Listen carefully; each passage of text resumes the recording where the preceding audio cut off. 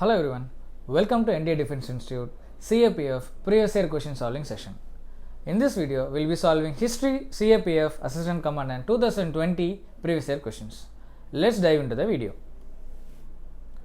The first question, which of the following are the most distinctive artifacts of Harappan Civilization? So we all know Harappan Civilization, also called Gajrao Civilization or Indus Valley Civilization, IVC, yes. So they have given some 4 options and they are asking what is the most distinctive artifacts, which means most specific or special characteristics of the Harappan civilization. Yes, so they given a lot of options. You see the first one, steatite seal. Yes, what is steatite? Steatite is the soft stone. Soft stone. It is used to make the most important artifacts called seals. So Indus seals have been found in different parts, different civilizations. For example, Indus seals have been found in the Mesopotamian or this the Tigris Euphrates river valley or Sumerian civilization. So this Indus seals is there which has more depicted animals like one-horned bull, rhinoceros, tigers and all. So a steatite, a soft stone seals is made of that. So the steatite seal is also a most distinctive feature. And bricks are standardized ratio. Exactly, the Indus Valley, the urbanization, first urbanization started and all the buildings will be made of, actually was made of standardized burnt brick. The ratio 1:2:4. Yes, so that is why the structures are evenly created, it is evenly arranged. Second is also right. But you see the third one, gold bangles, silver spittoon. So gold bangles, silver spittoon. Spittoon means where it is a a kind of a vessel which is used after chewing this tobacco. People used to spit at it. So it is like a spitting vessel. It looks somehow like this. That is called spittoon. So to spit a vessel, that is why it is called spittoon. Both of these two things are actually not the distinctive artifacts. In fact, in majority of the civilization, you can find gold bangles and silver spittoon. But they are asking most distinctive artifacts. It is steatite seal and also standardized burnt bricks. So 1 and 2 is the actual answer. They are asking for a correct one. The answer is B, 1 and 2. 1 and 2. Second one, which one of the following is not listed as one of the 16 Mahajanapadas in the pre-Mauryan period? Yes, so before the Mauryan Empire, during the Shudra period, gradually what happened? During the Rigveda, later Vedanta, Shudra period, gradually Mahajanapada started to emerge. Mahajanapada are a large group of tribal people. They started to accumulate or accrete together and then they started to create, the cities. So towns and cities started to emerge with, Mahajanapada. At the time, there are documented 16 Mahajanapadas in total. Yes, they are asking which one is not a 16 Mahajanapada. So Kuru, yes, it is a Mahajanapada. Kuru, Panchala, Vatsa, Avanti, Magadha, Gandhara. The Gandhara is the northernmost, this Mahajanapada. The capital of Gandhara is Taxila. It is in the present day North Pakistan or South Afghanistan. Yes, Gandhara is in the present day Afghanistan, Taxila. But you see Kalinga, no. Kalinga is just a region. It is a separate kingdom and Kalinga was actually, not a Mahajanapada. So half of the Kalinga was initially with the Magadha, later it became separate, then Ashoka only did this Kalinga war. Yes, so Kalinga is the present day Odisha region. Yes. So all the 3 are Mahajanapada except for Kalinga. So the answer is D, Kalinga. Kalinga is not a Mahajanapada. Next one. Which one of the following are prescribed as the duties of Vaishyas according to the Dharmastras? So Dharma Shastra and Dharma Sutra. There are 2 important code books for the at the time Vedic religion or the present day Hinduism. Yes, it mentions about 4 varnas. What are the 4 varnas? Yes, first one is Brahmana. Second one Kshatriya. Third Vaishya or Vaishyas. Fourth Shudras. Yes, so Brahmana priest people or they are closer to gods. Yes, so they do this religious sacrifices and other rituals. Kshatriya, warrior clan, they have to safeguard, they are the rulers, they have to safeguard the kingdoms. Vaishyas are trade people, trade and commerce. Yes, Shudras, they have to serve the upper 3 varnas. So this is what the Dharma Shastra and Dharma Sutra said at that time. Yes, so they are asking what are prescribed duties. In this Dharma Shastra and Dharma Sutra mentions what are the duties of each and every caste and also the subcaste. Studying of Vedas. Studying of Vedas is attributed only to the top 2 castes. They can only study Vedas. Yes, only the Brahmanas and Kshatriyas can study Vedas. So now the remaining bottom 2 castes, Vaishyas or Shudras, they cannot able to study Vedas. And you see engaging in trade, exactly, because they are traders, they have to do trade and commerce. Yes. So one is wrong, they cannot study Veda, only Brahmana and Kshatriya can study Veda. Second one, engaging in trade, yes, they can do. So you are asking for the correct answer, the answer is A, one only. Next one, which of the following statement is correct? The Satavahanas ruled over parts of Western India and Deccan, exactly. So what happened after the post-Mauryan period? Post-Mauryan period, after the Mauryan, the last Mauryan ruler is Brihadrata. He was killed by Pushyamitra Shunga and Shunga dynasty was started. So indigenously Shunga dynasty emerged. After that Kanva dynasty. These both are there in the northern part, northern India. In southern India, in this region,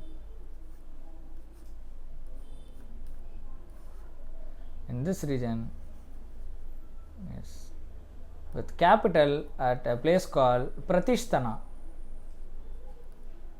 With capital at Pratishtana, Satavahanas started to rule. Satavahanas, they started their rule. Yes. So they are also called as Andhras. Their title of them is Andhras. And since these people are to the south of the Satpura, Vindhya and Satpura, they are called as Lord of Dakshinpada. Lords of Dakshinpada. Lords of Dakshinpada. So Dakshin means south. So land, lords of land to the south. That's called Lord of Dakshinpada. Yes. They ruled the Western India and also Deccan region, the central region. Yes, Satavahanas. Yes. The founder of the Satavahanas is Simuka. Yes. You see the second, first statement is right. The Satavahanas repaired and rebuilt Sudarsana Lake. No, this is wrong. Why? Sudarsana Lake, it is an artificial lake, artificial tank created by humans. Artificial lake. Yes, the Sudarsana Lake is in the present day Girnar region. Girnar. Somehow the Sudarsana Lake is found here, in this place. Yes. So in the Girnar region of Gujarat, the Sudarsana Lake is there. The Sudarsana Lake, history is very famous. Why? In the sense, it was actually built during the Chandragupta Maurya periods, CGM. Chandragupta Maurya only ordered for the creation of this specific lake, artificial, water storing structure. It was built based on the orders of Chandragupta Maurya, and it is actually built by one governor. He is called, yes, Pushyagupta Vaishya. Pushyagupta Vaishya. He was a governor at the time, okay, in this western region. So Pushyagupta Vaishya, who was working as a governor under the Chandragupta Maurya, based on orders from Chandragupta Maurya, he only built it. So first, Chandragupta Maurya and Pushyagupta Vaishya was involved. Then Ashoka later repaired it. Then later Rudradaman. Yes, a Shaka ruler. Rudradaman, a Shaka ruler, he repaired it. So he only repaired and rebuilt it. It is mentioned in the Junagar inscription about how Rudradaman repaired the Sudarsana Lake. Junagar inscription or Girnar inscription. And finally Skandagupta. Yes, he is the last Gupta ruler. He was also involved. He also repaired the Sudarsana Lake. So Sudarsana Lake, around 4 people are involved. One is Pushyagupta Vaishya under Chandragupta Maurya's orders, Ashoka, Rudradaman, and Skandagupta. All these people are involved in the Sudarsana Lake. So the Satavahanas has no role in the Sudarsana Lake. Yes. So 1 is right, 2 is wrong. They are asking for the correct answer. The answer is A, 1 only. Next one. Which one of the following statement about the Bhakti movement in South India is not correct? They are asking. Yes. So we have to know what is Bhakti movement. Yes. So Bhakti movement is a devotional movement, okay, in respect of God. Yes. Started as a reaction against the spreading of heterodox philosophy like Buddhism and Jainism. In opposition to this Buddhism and Jainism, Bhakti movement started, which talks about spreading of the native ideology. For example, Vaishnavism, Shaivism. So that is called this Bhakti movement. The Bhakti movement is actually divided into 2 sects. One is Saguna Bhakti, and another one is Nirguna Bhakti. Saguna Bhakti and Nirguna Bhakti. So Saguna Bhakti, it has all characteristics, all human characteristics.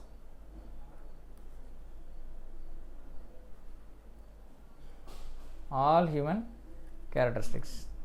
Yes, simple, it has idols. Idols, whereas Nirguna Bhakti, no idols is there. No idols, the God is shapeless. So, shapeless God.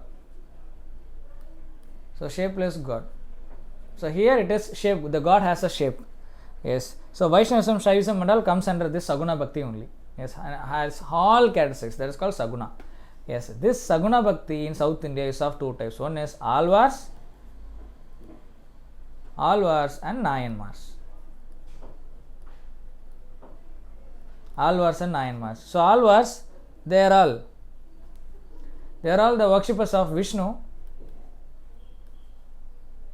whereas Nayanmars, they are all the worshippers of Lord Shiva. Yes. So, Vishnu worshippers, Vishnu devotees are Alvars, and Shiva devotees or Shiva worshippers are called Nayanmars. So, there are total 12 Alvars and total 63 Nayanmars. Yes, these people are the main reason for the spread of Vaishnavism and Shaivism in South India. Yeah, so so you can see the Alvar, the important literature compiled of all the Vishnu devoted songs by the Alvars. It is called Nalayira Divya Prabandham. Nalayira Divya Prabandham. Yes, whereas you can take this Shaivism, Nayanmars, their book is called Tirumurai.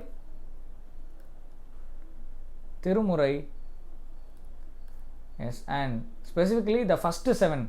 Tirumurai is of 12 total in numbers. The first 7 Tirumurai is called as Devaram. So, Devaram and Tirumurai both are the books of Nayanmars. In this context, you see here, the Nalayira Divya Prabandham was known as Tamil. They are asking for Bhakti Movement in South India, not correct. The Nalayira Divya Prabandham was also known as Tamil Veda. Exactly. Yes, you see here, Nalayira Divya Prabandham, it is a Alvars book, Alvars literature. Yes. So, this Nalayira Divya Prabandham, Tevaram, Tirukural, all these 3 are called as Tamil Veda. Yes. You see the second one, Andal was an Alvar. Exactly. Out of these 12 Alvars, Periyalvar, Nammalvar are famous. Even there is a female Alvar. That female Alvar is nothing but Andal or Goda Devi. Yes, like in northern side there is a character called Mirabai. Similarly, in southern India it is called Andal. So, Andal fell in love with Krishna, and then she wrote lot of poems and books. Yes, she was this Krishna Vishnu deity. And see the third one, Karakalamiyar was a devotee of Vishnu. No. Why? Karakalamiyar is a devotee of Shiva. Yes, she is a Nayanmar. So, we know she is one among the 63 Nayanmar. Nayanmar means worshipper of Shiva. She is not a Vishnu devotee, she was a Shiva devotee. Karakalamiyar, yes, a female Nayanmar. And you see that even metal images of saints, Upper, Sundarar, they are all Nayanmars, a very important Nayanmars or Shiva worshippers. They are made as statues and then consecrated in the Shiva temple. Yes, in fact, it is done by Parandaka. Parandaka, a Chola ruler, Parandaka I of Chola dynasty. Chola. Yes, he only consecrated. Consecrated means he created the statue and then he started the worship of this saints, Upper, Sundara, Jnana Sambandar. Yes, so D is also right. They are asking for not correct one. C is the answer because Karikalamiyar is an Nayanmar, a devotee of Shiva and not Vishnu. Next one. Who among the following is the author of Kirat Arjunyaya? Yes, it is simple. It is Bharavi. This Kirat Arjunyaya is written during the Gupta period. What is this Kirat Arjunyaya? Simple. It is, you can divide into Kirat and Arjuna. Yes, Arjuna, So, Kirat is actually one form of Lord Shiva. So, Lord Shiva is in the form of Kirat. This Kirat is nothing but a mountain dwelling hunter. A mountain living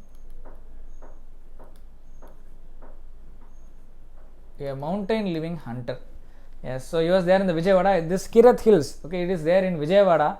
In the Vijayawada in hills, Shiva, in a different avatar called Kirat avatar, he was there. So Arjuna has to go there, and then Arjuna has to get one astra, one weapon from Lord Shiva. So Arjuna will go and please and ask, and at one point of time he will fight with this Kirat, who is the actual avatar of Lord Shiva, and then he will get this weapon called Pashupadastra.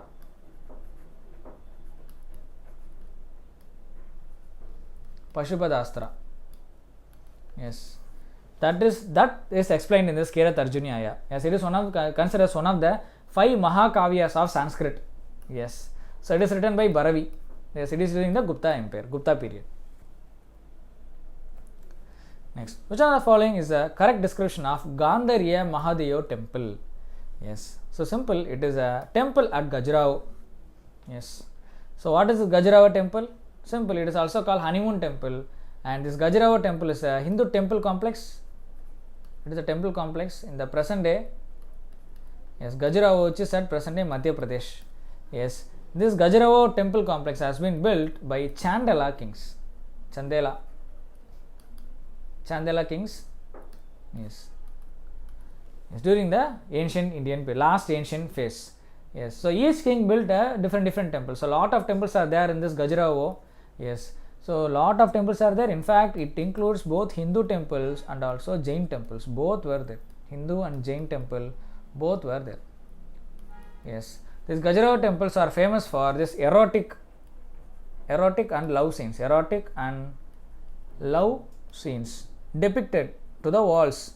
Specifically this Gandhariya Mahadeo Temple. It is the famous one out of all. Yes, it contains erotic. That is why it is even called honeymoon temple. Why? Because the different sexual forms, pleasure form, kama and all, they have explained clearly by means of this carving in the along the whole temple structures. So that is called this Gajrao or Gandhariya Mahadeo Temple. Yes, an erotic and love scenes has been depicted. Yes, it is so the answer is D. Gandhariya Mahadeo is a temple in Gajrao, and this Gandhariya Mahadeo, this Gajrao has been given UNESCO Heritage Site. UNESCO Heritage Site in the year 1986. Yes, and as I told you, it was built by Chandela kings. Next one, consider the following statement about Lingayats. Yes, so who are the Lingayats? Simple, these Lingayats are in the present day Karnataka, they are a group of people who follow a religion called Veera Shaivism. Simple, they are Pakka Shaivite people. Worshippers of Lord Shiva. So in the Karnataka region, yes, around this 12th century, 13th century, under a leader called Basavanna, yes, group of people started to accumulate under him. He only started this Lingayat movement. So Linga means nothing but Shiva. Linga Shiva, they will be having a Linga, a chain, a Linga necklace kind of thing in their left shoulders. So they will be wearing this Linga symbol. That is why they are called Lingayats. So Linga signifies Shiva. So it is created, this Lingayat, is created by founder Basavanna. Yes, they are also called Veera Shaivites.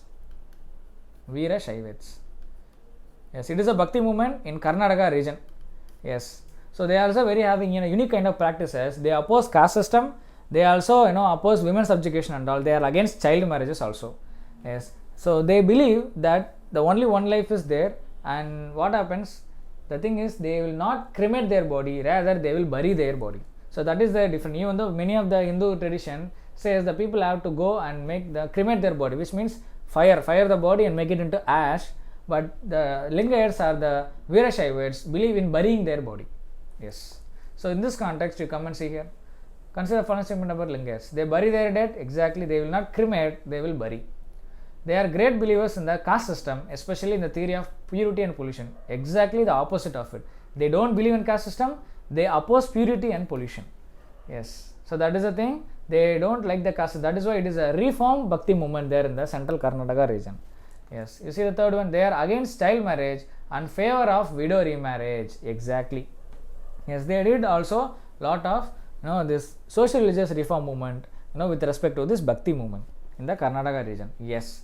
So second is wrong because it is exactly opposite of it. First and third is right. They are asking for the right one. The answer is D, 1 and 3. Next one. At which one of the following places is Vitala Temple located? Vitala Temple, yes, it is one of the temple under the temple complex of Hampi. Yes, this Hampi was actually discovered in 1880s by a British official called Colonel Colin Mackenzie. He only discovered it to the whole world. He only documented it and officially discovered it to the whole world. Hampi. Yes, this Hampi was the capital of Vijayanagara Empire, which started in 1336 by Hariharan Bukka. Harihara and Bukka. They started this empire when Muhammad bin Tughlaq was ruling the northern central parts, Delhi. Vijayanagara Empire, yes. So they had the capital at Hampi. This Hampi is also called as Pampak Kshetra of Kishkinda. Pampak Kshetra of Kishkinda. It is the ancient name of Hampi. Of Kishkinda. Yes, it is located on the river bank, on the south river bank of Tungabhadra river. Tungabhadra river, south. It is located. Yes, it is a very famous city. So Vijayanagara Empire was at a peak. Every king who will come, lot of dynasties are there in Vijayanagara. For example, Sangama, Saluva, Tuluva, Aravid dynasty. All the kings usually will build one temple in this Hampi. That is why this Hampi is a whole complex. It is not a single temple. It has like more and more temples. That is why it is a complex which consists of many temples within that. Yes. So what happened in 1565? In a battle called Battle of Talikota. Battle of Talikota or Battle of Rakasha Tangadi. Yes, in this battle, the Vijayanagara Empire faced a decisive, failure, where the Deccan Sultanates, Bijapur, Ahmednagar and Golconda, they literally defeated, and that is why Hampi was destroyed a lot. Hence, it is called as ruins of Hampi. Ruins, the leftovers. Ruins of Hampi. Ruins of Hampi. Yes. So the answer is C. This Vitala Temple is one of the famous temple within the Hampi temple complex. It is located there in Hampi. Lot of temples are there. Virupaksha temple is there. Queen's temple is there. Elephanta, this thing is there. Yes, lot of temple is there. Achyuta Devaraya temple is there. Yes, Hamsanama temple is there. So all the temples are there within the Hampi. So the famous one is Vitala Temple and Virupaksha Temple. Vitala Temple and Virupaksha Temple. Yes, so the answer is C, Hampi. Next one. Consider the following statement about sulhikul. Yes, so what is sulhikul? It is divine monotheism. Divine monotheism. Single God, believing in the single God. Devotion. As you see here, it means absolute peace exactly. Yes, so showing absolute peace to all the things around you. Second one, it provides freedom of expression to all religions and schools of thoughts. Exactly. The ideal of sulhikul was implemented through the state policies. Yes, in fact, Akbar has learned the sulhikul from his mentor Abdul Latif. Abdul Latif is the mentor of Akbar. He only learned the sulhikul. Yes, then after adopting the sulhikul, Akbar created a religion called Din Ilahi based on sulhikul.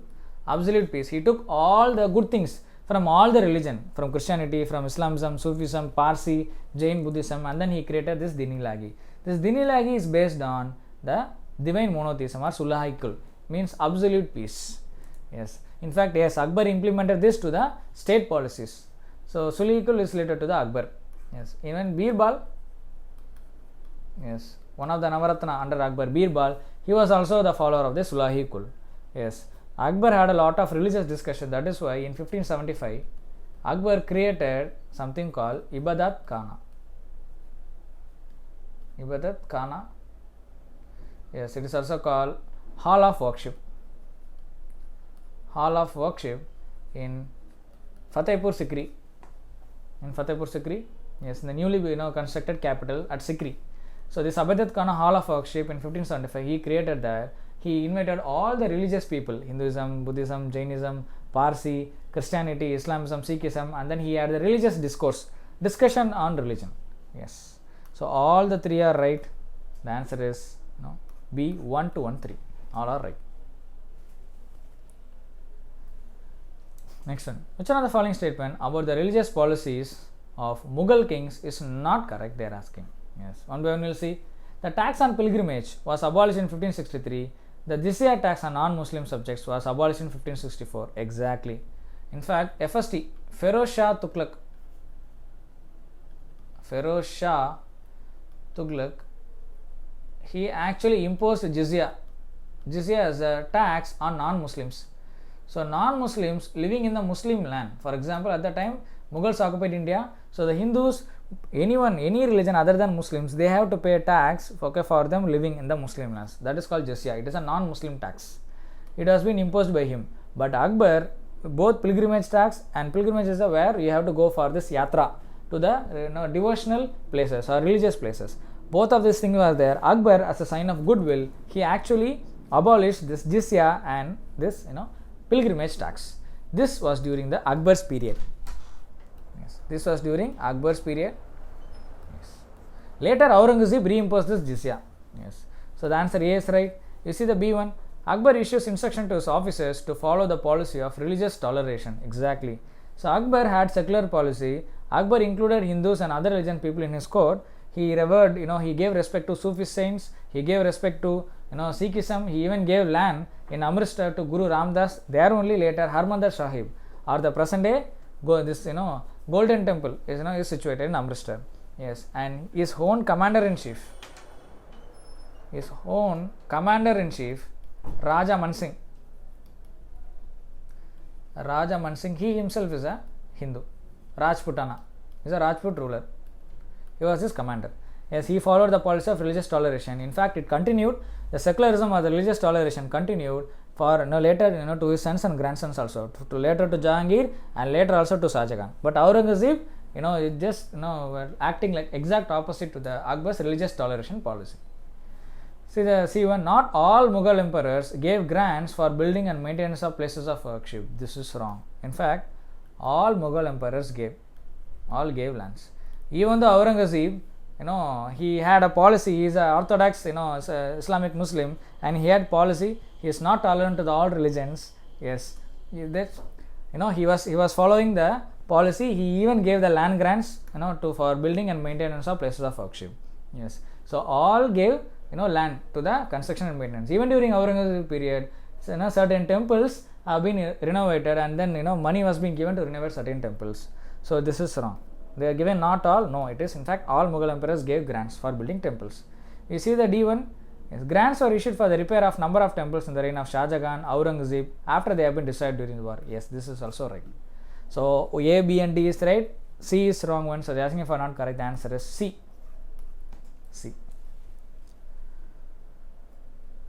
Next one. Consider the following statements about the Treaty of Amritsar 1809. Yes. So what is this Treaty of Amritsar? Simple. When the British started to gradually expand their empires in the northern region, yes, Sutlej River is there. Yes. So what happened? Maharaja Ranjit Singh. Yes, Yes. Khalsa was being created by Guru Gobind Singh, the 10th Sikh Guru. Guru Gobind Singh.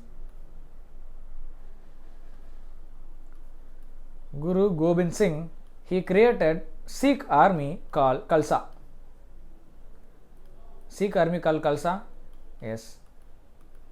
This Khalsa later has been organized, lot of Khalsas created and then they accumulated, and Maharaja Ranjit Singh had a biggest Sikh army. At the time it is considered to be one of the largest in Asia. Yes. So because of that, British cannot able to expand northernwards. So there was a threat of the local rulers in this region. They seek the help of British. So the British came and signed a treaty called Treaty of Amritsar. What does the Treaty of Amritsar says? It says the British will not come north. Similarly, the Sikh people under the Sikh empire under Maharaja Ranjit Singh cannot cross south. So this Sutlej River should act as a border between British and the Sikh empire. So it is kind of a truce. I should not come there. You should not come here, like that. So that is called this Treaty of Amritsar. You see here, the treaty fixed the Sutlej as the boundary between Punjab and the British India. Exactly. Right. You see the next one. It was after this treaty that Maharaja Ranjit Singh was able to annex Jammu, Multan and Kashmir to his domain. This is also right. Why? In the sense, because all this region are to the north of Sutlej. So before that, Kashmir, Multan was not under the control of this Sikh empire, but this Sutlej, fixing the boundary of Sutlej, gave a strong reason for Maharaja Ranjit Singh. Okay, he thought, fine, what are the regions north of the Sutlej river belongs to me. So it gave more reason for him to go and capture. Hence, it actually sealed the power of Maharaja Ranjit Singh in the north of Sutlej river. Yes, so this is also right. So later, all this region was under the Sikh empire. 1 is right, 2 is right. They are asking for the correct statement. Yes, answer is C, both 1 and 2. Next question. Tulsidas was an author of Tulsidas, yes, he is a Hindu poet. He was a Hindu poet under the court of Akbar. Under the court of Akbar, yes. So Tulsidas is famous. He wrote the famous Ramacharita exactly. So this Ramacharita is simple. It is a Sanskrit to Hindi translation. It is a Hindi version. It is a Hindi version of Ramayana. So originally Ramayana was written in Sanskrit. Yes, from Sanskrit it is translated to Hindi, and that Hindi version is nothing but Ramacharita. It is written by Tulsidas. Yes, and what are the other works of Tulsidas? It is no. Padavalli is not a composition of Tulsidas, but Kavitavalli, yes. So Tulsidas composed Ramacharita, Hindi version of Ramayana, Kavitavalli, Dohavalli, yes, Geetavalli, Krishnavalli, yes, Hanuman Chalisa, the famous Hanuman Chalisa, yes, Sankat Mochan,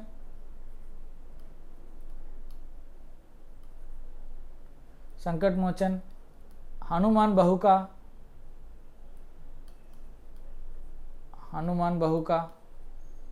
yes, all these are actually being compiled by, created by Tulsidas, yes. So except for second one Padavalli, yes. So it is 2 is wrong, 1 and 3 is right. They are asking for the correct answer. The correct answer is D, 1 and 3. Next one. On which one of the following conditions did Marathas agree to serve the Mughal king with the cavalry contingents of 15,000 in the early 18th century? So if you see at that the medieval time, during the Mughal Empire period, the Mughal Empire was here in the central India, the present day Maharashtra or Maratha region. It was a Maratha Empire. They started to pose a trouble to the Mughals. Yes, Shambhuji, Bhonsle, and then Shambhuji is the son of Shivaji. And after Bhonsle, Shahaji Bhonsle, the son of Shahaji Bhonsle is the famous Chhatrapati Shivaji. Chhatrapati Shivaji, yes. They were related to these Rajput kings, yes, in the Maratha region. Yes, they started to create. He carved out empire, and then he made himself as the emperor of this Maratha Empire. Yes. So because of that, there is constant struggle for supremacy of who will be the powerful person here. Either it is Maratha or it is the Mughals. So what happened? Mughals and Marathas came to a conclusion that if at all Marathas says that if at all Mughals give the the right to collect Sardesh, South and Sarjasmukhi in the Deccan and South India, they will not go and fight with the Mughals. So it was accepted by the Mughal Empire. That is why they have been allowed to collect this. So they are asking, you see the question here, on which conditions Maratha agreed to serve the Mughals? It is C, right to levy Chauth and Sardeshmukhi in the Deccan and South India. So whether you have to know what is Chauth. Both simple, both are kind of a tax or a levy or a money that has to be collected. Chauth is nothing but 1/4, or you can say 25% of, yes, 25% of additional land revenue paid to Marathas. Paid to Marathas to avoid Maratha raid. To avoid Maratha raid. That is called Chauth. You can see it is simple. It is an additional levy or additional tax. You have to pay 25% of the total amount or the 25% of total produce, yes, to the Marathas, so that if at all you don't pay, then they will raid. Then they will come and they will annex or they will capture. That is called this Chauth. Yes, it is a tax. And Sardeshmukhi. Sardeshmukhi. It is also a tax. Yes, it is simple. It is an additional levy. Additional levy of 10%. It is an additional levy of 10% on lands where Maratha claim it to be their hereditary land. Hereditary land. Even though it was not under their control, they say it was once under their control. So they have the right to own this land. So the Sardeshmukhi is collected not in the Maratha land, but the land other than Maratha land. For example, in the Deccan. The Deccan and other parts of South India, they collected this Sardeshmukhi. Yes, because even though it is not under their control, they will collect because this land belongs once upon a time to them. So they have the hereditary connection to these lands. So additional 10 levy is Sardeshmukhi, and 1/4 of the tax or 25% of tax is Chauth. Since Mughals accepted that Marathas can collect both of these two taxes, they can be serving under the Mughals. So this is the idea. So the answer is C. Next one. Which one of the following statement about the Harappan script is not correct, they are asking. Yes. So Harappan script, simple, it is written from right to left. It is written from right to left. It is a pictographic language. It is pictographic language. You know what is pictographic language? Instead of symbols, pictures will be there. You have to understand from the picture. That is called pictographic language. From right to left, not from left to right. And the style is Brestow-Feeden style. Brestow-Feeden style. This is the Harappan language and the Harappan script. Yes. Brestow-Feeden style. With this context, you see, it has about 400 signs. Yes. So the pictographic, the picture itself, there are around 400 pictures which depicts certain things that they try to convey. Yes. First statement is right. It has written from right to left. Yes. Exactly. It is also right. From right to left, it is written in pictographic language. Yes. It has been found on bone rods and jewelry. Yes, it is also right. Yes, so they have found out this kind of script written in the bone rods and also jewelry, okay, to make sure that this belongs to a particular person. So to mention the ownership of specific things, they have mentioned this. You see the last one, it refers to the people of Meluha. No. In fact, Sumerian text refer to the people of Meluha. People of Meluha.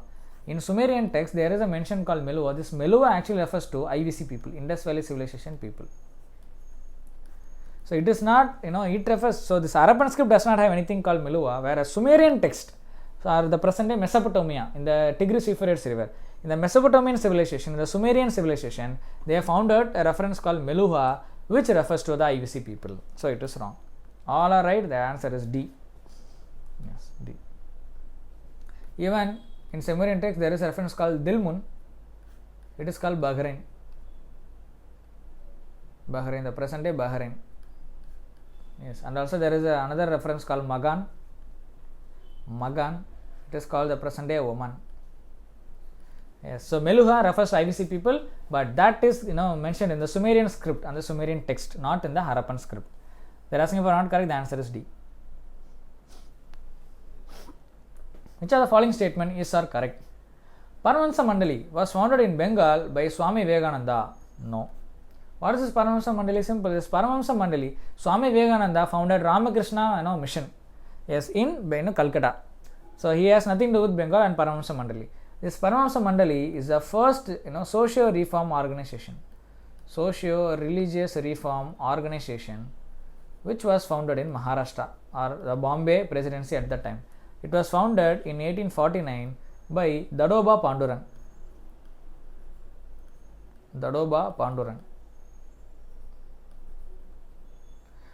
Yes. So it attacked the caste system. Yes, it also supported widow remarriage and it was against child marriage. Yes.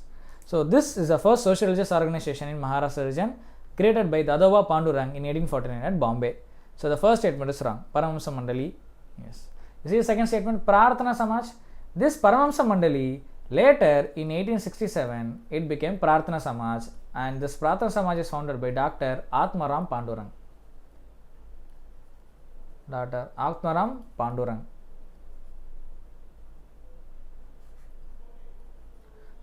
Pandurang. So he only founded this Prarthana Samaj in Bombay. Later, R.G. Bandarkar and M.G. Ranade, Mahadev Govind Ranade, they also joined this Prarthana Samaj, and later Prarthana Samaj became a very famous organization. Like how it is Brahma Samaj for Bengal, Calcutta region, it is Prarthana Samaj for this Bombay region. Yes, you see, it started in Maharashtra with the aim of reforming Hindu religious thought and practice. Exactly. So first statement is wrong, second statement is right. They are asking for the correct one. The answer is B, 2 only. Second one. Which one of the following is not correct about Mahatma Gandhi's Dandi Yatra or Salt March?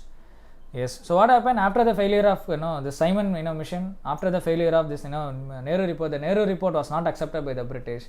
So there was a movement ripe, and also 1929 Lahore session. 1929 Lahore session of INC, Purna Swaraj resolution also was passed. Purna Swaraj resolution was passed. Yes, the situation was ripe to form another major movement. So Gandhi started in 1930 the civil disobedience movement. The start of civil disobedience movement is the Dandi March. Dandi March. In Dandi March, in this whole civil disobedience movement, Gandhi took the central formula as salt. Yes, why? The salt affects all the people, all strata of people, rich men, poor men, businessmen, artisan, crafts, farmers, everyone equally. What happened at that time? Even though India has the longest coastline, Indians are not allowed to make salt. It's not even for personal consumption. Only the Britishers has to create salt by means of their private factories. So the salt which is created in India, it will go to UK, get packed, and then it will be sold here. Yes, or else the British companies will pack it and then they will sell it here. So that is why Gandhi took this salt as a central formula, and he started this Dandi March. From where? From this Dandi March is from Sabarmati, interior of Gujarat, all the way to the coast of Gujarat, Dandi, around 375 kilometers. Yes, the idea is to go there and then take a fistful or a pinch of a salt in the fist, which shows that they are breaking the salt law, because salt law says only British people can make salt.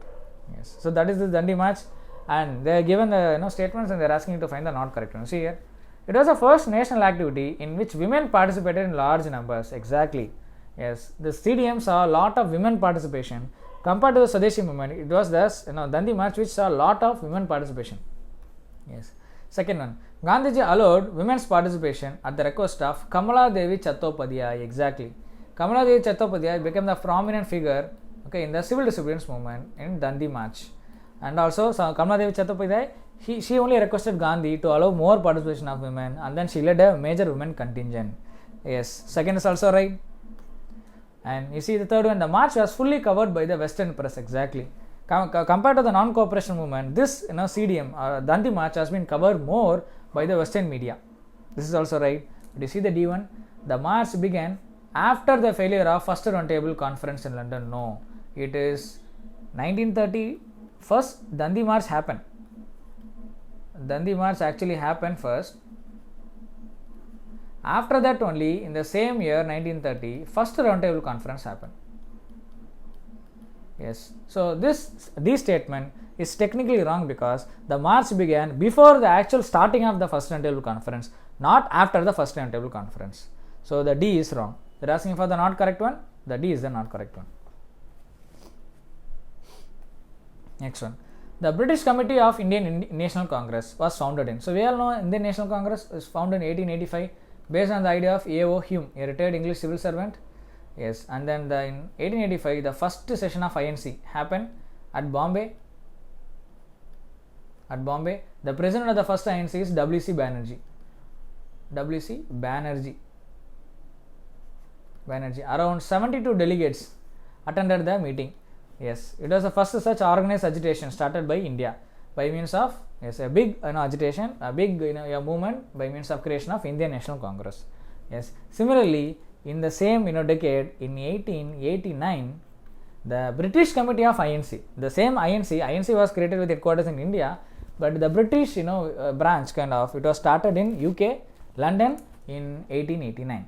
Yes, in fact they planned to conduct in 1892 there was a plan to conduct the first session of INC in Britain, in London, but because of the election which was happening in Britain in 1891, this was not being carried out. Yes, it never happened. So the answer is A, 1889. So in 1889, British Committee of INC was created in London. It was created in London. Next one, Tamilagam, the name of ancient Tamil country that included. Yes, Tamilagam simple. During the Sangam age, yes, the Sangam age, Tamilagam was under the Moovendars, Chera, Chola and Pandya.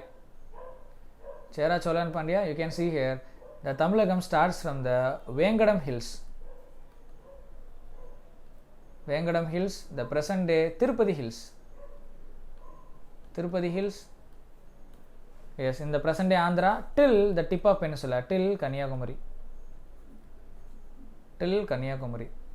Yes, so this northern part has been ruled by Chola. This southern part has been ruled by Pandyas. Yes, this western part has been ruled by Cheras.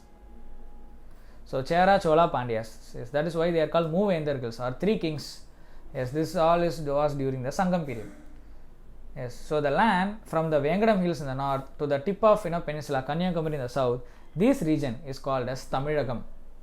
Yes, you see here the answer is B. The land between present day Tirupati Hills and southernmost tip of peninsula is nothing but the Tamilagam. It was flourishing during the Sangam period. Sangam period. Yes, the year is around 200 BC. 200 BC to 200 AD. Around 400 years it flourished. Yes, the answer is B. Yes. So that's all the question, guys. So thank you for watching the video. I hope you enjoy the video. For more of this content, please do follow our YouTube channel. And for more information regarding the course and other things, you can go and log on to our website nationaldefenseinstitute.in. Yes. Take care. Thank you.